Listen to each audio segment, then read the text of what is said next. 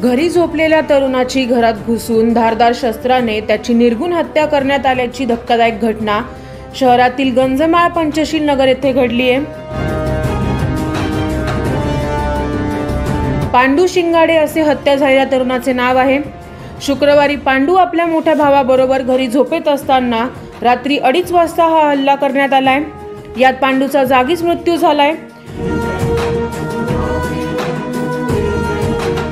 Police आरोपींना जोपर्यंत ताब्यात घेत नाही तोपर्यंत आम्ही मृतदेह ताब्यात घेणार नसल्याचे नातेवाईकांनी सांगत नाशिकच्या जिल्हा रुग्णालयासमोर ठिय्या आंदोलन केलंय। त्याच्यानंतर आम्ही डेड बॉडी नेऊन इथं उभे राहू आम्ही, बस विषय संपून टाका।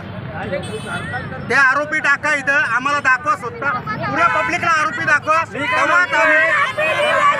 आरोपी दाखवा। आज माझ्या बहिणीचा पोरगा घरात येऊन सगळ्यांनी त्याच्यावर वार केले, सगळे वार करून आज त्याला नाही भेटला। पोलीस रात्रीपासून येत आहे पण आरोपी जमा नाही झालेले। आम्हाला आरोपी दाखवा तेव्हाच आम्ही मयत नेऊ, नाही तर मयतला हात नाही लावणार। 4 पोरं आहे, गुडिया, निकिया, लाडो आणि सोनिया।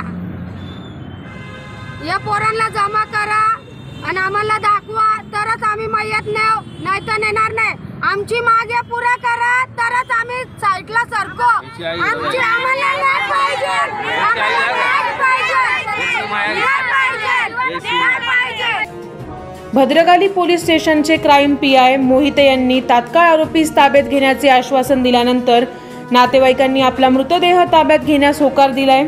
मात्र आरोपी लवकरात लवकर अटक करून आम्हाला न्याय मिळावा अशी मागणी मयत पांडूच्या नातेवाईकांनी पोलिसांना केली आहे।